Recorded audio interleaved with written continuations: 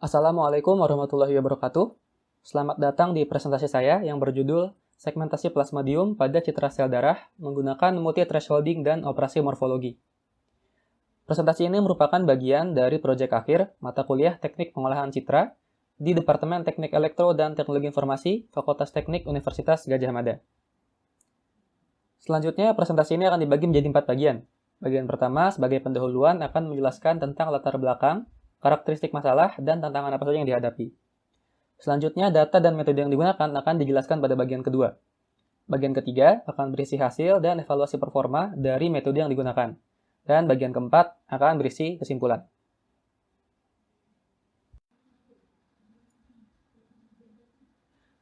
Menurut WHO Malaria Report, ada 228 juta kasus malaria di seluruh dunia. Malaria ini sendiri merupakan penyakit yang sangat berbahaya bagi manusia yang menyerang sel darah merah manusia. Penyakit ini disebabkan oleh 4 spesies dari parasit Plasmodium, yaitu Plasmodium falciparum, Plasmodium vivax, Plasmodium oval, dan Plasmodium malariae. Mayoritas kasus dan kematian itu disebabkan oleh Plasmodium falciparum. Dan selama ini diagnosa malaria umumnya dilakukan menggunakan metode mikroskopi, di mana sampel darah pasien diambil dan diperiksa oleh tenaga ahli ada atau tidak parasit Plasmodium pada sampel darah tersebut. Dan metode ini itu memakan waktu dan membutuhkan tenaga ahli yang jumlahnya tidak sedikit. Dan tenaga ahli itu sendiri pun bisa saja berbeda pendapat antara tenaga ahli yang satu dan tenaga ahli yang lainnya. Maka dibutuhkan suatu metode yang lebih cepat, yang terotomasi, dan akurat untuk mendiagnosa malaria pada manusia. Nah, hal ini bisa dicapai dengan menggunakan bantuan komputer dan berbagai metode teknik pengolahan citra. Nah, ini ilustrasi dari apa yang sebenarnya ingin dilakukan oleh metode ini. Jadi, di sebelah kiri kita punya citra sel darah yang ada plasmodiumnya. Di sini Plasmodium falciparum. Lalu dihasilkan citra baru yang berhasil mensegmen atau memisahkan plasmodium dari yang bukan plasmodium. Jadi, kita ingin yang berwarna putih hanya parasit Plasmodium saja, sementara sisanya berwarna hitam, gitu. Dan hal ini cukup sulit karena ada beberapa tantangan yang dihadapi. Beberapa di antaranya, yang pertama, objek-objek itu bisa saja saling menimpa. Jadi, sel darah dan parasit itu bisa saja menimpa. Misalnya di gambar ini ada 2 sel parasit Plasmodium yang dia menempel sama sel darah merah. Terus yang kedua, kecerahannya bisa saja tidak seragam. Ya, bisa diperhatikan di sini bahwa bagian tengah citra itu lebih cerah dibandingkan bagian tepi citra yang lebih gelap. Nah, lalu yang ketiga itu penodaan yang kurang baik. Jadi, penodaan itu adalah salah satu metode dalam pengambilan citra, di mana sampel darah ini diwarnai, sehingga ada warnanya untuk sel darahnya, ada aset juga ada warnanya. Dan kadang penodaan ini ada kesalahan. Jadi, misalnya di sini kan hanya background, tapi dia berwarna ungu. Di sini juga berwarna ungu, padahal bukan apa-apa, atau mungkin harusnya sel darah merah yang berwarnanya bukan ungu gitu. Dan tantangan-tantangan ini yang ingin dihadapi oleh metode yang saya ajukan. Bagian selanjutnya adalah metodologi. Ya, pada proyek ini, metode yang saya gunakan terdiri dari 7 proses. Proses pertama adalah transformasi GGB, lalu konversi warna ke grayscale, lalu komplement, dilanjutkan dengan multi-thresholding, lalu binarisasi, lalu operasi morfologi, dan terakhir adalah area filtering, yang menghasilkan citra hasil yang sudah tersegmentasi. Metode ini diuji dengan menggunakan data yang terdiri dari 25 buah citra. Citranya adalah citra berwarna dari sel darah yang terinfeksi oleh Plasmodium falciparum. Ukuran citranya adalah 1280 x 960 pixel dengan format data PNG. Setiap citra juga dilengkapi dengan citra ground truth yang nanti akan digunakan sebagai metode pengukuran evaluasi performa dari metode ini. Nah, ini adalah fase pertama, transformasi GGB. Jadi transformasi GGB ini digunakan untuk meningkatkan kontras dan mengatasi kecerahan yang tidak seragam. Jadi kalau diperhatikan bahwa yang sebelah kiri ini adalah citra asli, lalu diproses menjadi transformasi GGB menjadi citra yang di sebelah kanan. Mungkin perbedaan yang paling terlihat adalah warnanya yang sebelumnya berwarna merah berubah menjadi berwarna biru. Dan selain itu juga tidak lagi ditemukan ketidakseragaman kecerahan di gambar yang sudah diproses dengan GGB. Nah, transformasi GGB ini sederhananya adalah mengubah nilai-nilai kanal R, G, dan B pada citra berwarna. Yang sebelah kiri ini ada prosesnya, dan sebelah kanan ini adalah realisasinya dengan menggunakan software MATLAB. Jadi secara sederhana, transformasi GGB ini mengubah kanal R dengan nilai dari kanal G yang sudah dinormalisasi dan di-adjust. Kanal G juga diubah dengan nilai yang sama, dengan nilai R tadi. Lalu yang kanal B diganti dengan nilai B yang sudah dinormalisasi. Seperti itu. Nah, proses selanjutnya adalah konversi warna ke grayscale. Ini saya pikir cukup sederhana. Yang sebelumnya berwarna di kanal merah, biru, dan hijau diubah menjadi intensity image atau citra intensitas yang warnanya hanya abu gitu, keabuan antara putih, hitam, atau rentang abu-abu. Seperti itu. Nah, selanjutnya setelah grayscale adalah proses komplement. Ini adalah proses yang paling sederhana yang merubah warnanya hitam jadi putih, putih jadi hitam, seperti itu. Proses ini digunakan karena yang pertama pilihan pribadi, karena saya menginginkan plasmodium yang berwarna putih, bukan background-nya. Jadi diubah dengan komplement. Lalu yang kedua juga ini akan bermanfaat nanti di operasi morfologi, karena operasi morfologi membutuhkan atau bekerja dengan menggunakan piksel-piksel yang bernilai 1 atau berwarna putih, seperti itu. Nah, selanjutnya adalah multi-thresholding. Jadi ini mungkin salah satu yang paling penting.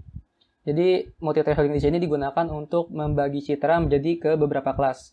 Pada proyek ini, multi-thresholding digunakan untuk membagi citra menjadi 3 kelas. Warna putih, hitam, dan abu-abu.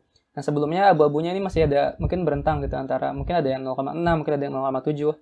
Tapi setelah di multi-thresholding, jadi hanya ada 3 level.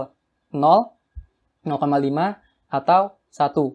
Gitu. Jadi tidak ada lagi selain nilai intensitas itu. Nah, thresholding itu sendiri digunakan menggunakan metode Otsu. Metode Otsu adalah metode penentuan thresholding yang menghasilkan nilai threshold atau nilai batas dengan nilai varians antar kelas terbesar dan nilai dalam kelas terkecil. Nilai varians dalam kelas terkecil. Itu adalah metode Otsu. Nah, tapi yang menjadi catatan di sini adalah nilai threshold itu dicari dari citra komplement, bukan citra aslinya. Nah, mungkin ilustrasinya lebih jelas seperti ini. Jadi, saya ingin multi thresholding untuk citra yang A. Saya ingin membagi ini menjadi 3 kelas. Nah, untuk melakukan itu, saya menentukan nilai thresholdnya menggunakan citra yang B. Jadi, metode Otsu digunakan pada citra yang B menghasilkan nilai threshold. Lalu nilai threshold dari citra B digunakan kembali ke citra A. Yang nanti hasilnya adalah seperti yang ini, yang citra yang D. Jadi, ini yang citra C dan D adalah perbandingan. Citra yang C itu kalau citra A di threshold dengan nilai threshold citra A itu sendiri. Dapat lihat di sini pembagiannya tidak terlalu bagus, jadi tetap ada sel darah yang berwarna putih, padahal seharusnya sel darah berwarna abu-abu. Ini juga banyak yang masih warna putih, seperti itu. Nah, tapi kalau yang D itu adalah citra A yang di threshold menggunakan nilai batas atau nilai threshold dari citra B. Yang di sini lihat bahwa peningkatannya sangat jauh, gitu, jauh lebih baik yang citra D. Di sini hampir semua sel darah merah itu berwarna abu-abu, yang sebelumnya masih saja ada berwarna putih. Di sini, jadi yang berwarna putih hanya sel plasmodium dan sedikit noda-noda putih, titik kecil yang nanti bisa kita atasi dengan operasi morfologi. Nah, lalu proses selanjutnya adalah binarisasi. Jadi binarisasi mungkin hampir mirip dengan threshold, cuma yang sebelumnya thresholdnya nilai batasnya ada 2 untuk membagi menjadi 3 kelas. Binarisasi adalah mengambil thresholdnya 1 aja, jadi untuk yang warna putihnya doang. Jadi sisanya yang berwarna abu-abu itu diubah ke warna hitam. Jadi cuma diambil yang warna putih. Ini cuma ada 2 atau putih atau hitam, makanya disebut dengan binarisasi. Lalu operasi morfologi. Jadi operasi morfologi digunakan untuk menghilangkan noda-noda kecil yang berwarna putih, atau istilahnya menyaring, memfilter noise-noise yang tidak kita inginkan. Nah, operasi morfologinya ini bisa kita lihat, yang kecil-kecil ini banyak yang sudah hilang di sini, meskipun ada beberapa yang mungkin cukup besar yang belum hilang. Nah, operasi morfologinya ada 6 langkah yang dilakukan secara berurutan. 4 langkah pertama, opening, closing, itu digunakan untuk menghilangkan titik-titik kecil. Lalu yang kelima, hole filling itu digunakan untuk mengisi lubang. Jadi mungkin di plasmodiumnya setelah dari binarisasi ada lubang-lubang, itu nanti diisi dengan hole filling agar rata putih semua. Yang keenam itu border clearing untuk menghilangkan noise-noise yang menempel pada tepian gambar, di tepian citra. Misalnya kalau lihat di sini ada yang menempel dengan tepi, itu nanti bisa hilang di citra yang setelah dioperasi morfologi. Nah, operasi morfologinya menggunakan dua jenis structuring elemen. Untuk 3 operasi pertama menggunakan structuring elemen dengan bentuk lingkaran berjari-jari 7. Sementara yang operasi keempat itu menggunakan structuring elemen berbentuk lingkaran juga, tapi dengan jari-jari 5 piksel.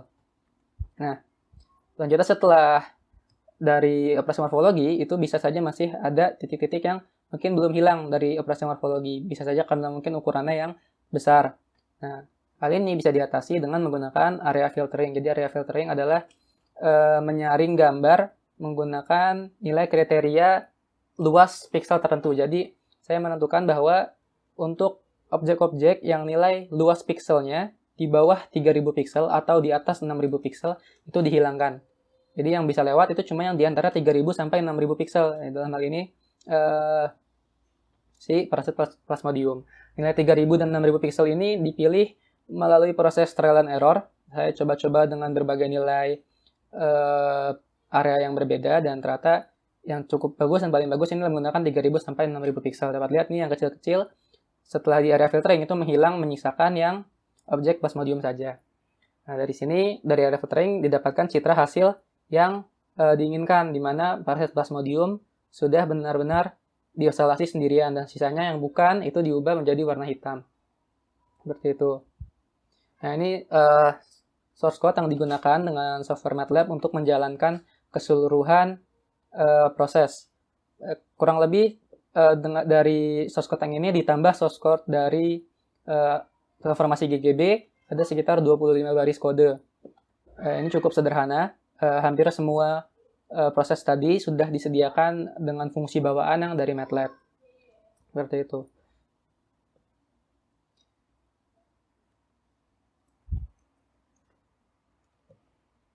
Selanjutnya untuk hasil, ini saya tampilkan hasil dari masing-masing proses pada metode ini, dari transformasi GGB, konversi ke Gracile, dan seterusnya sampai hasil area filtering atau citra hasil yang sudah tersegmentasi.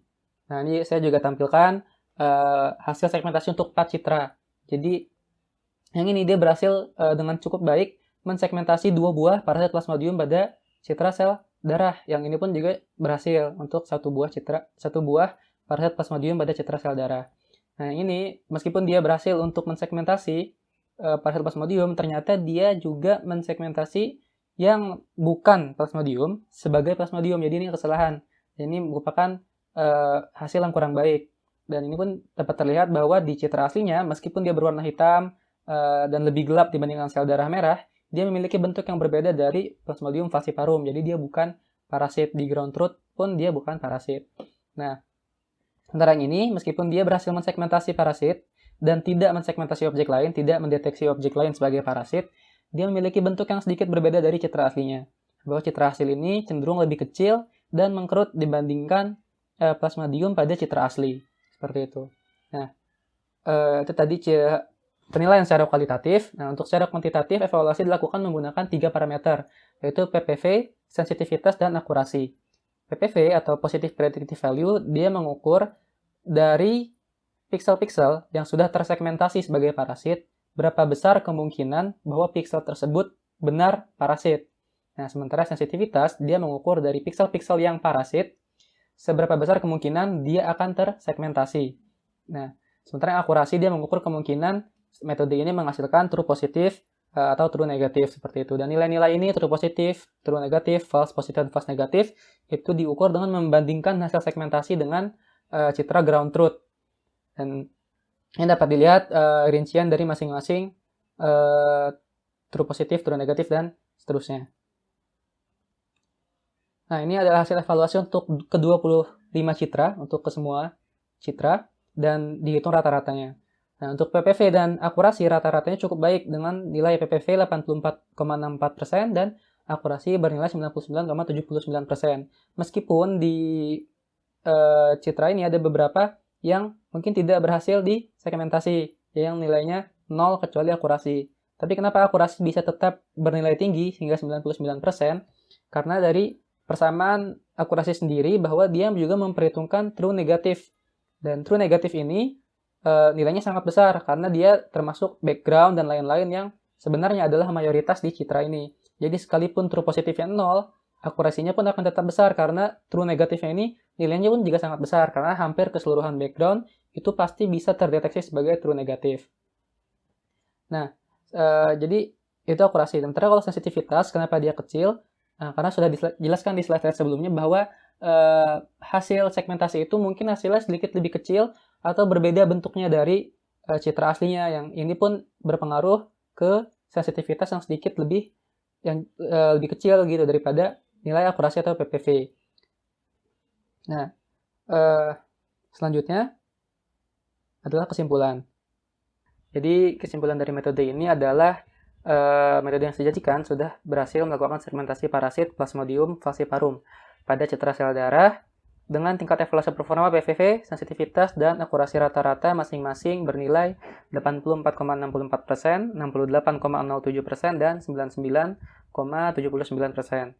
Nah, jadi metode ini memiliki tingkat akurasi dan PV yang cukup baik meskipun sensitivitasnya mungkin cukup rendah, hanya 68,07%.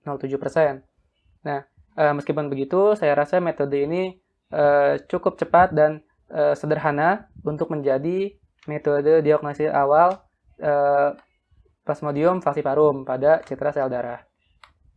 Saya rasa cukup dari saya. Terima kasih banyak yang sudah menonton. Semoga bisa bermanfaat. Atas segala kekurangan saya mohon maaf. Wabillahi taufiq wal hidayah. Wassalamualaikum warahmatullahi wabarakatuh.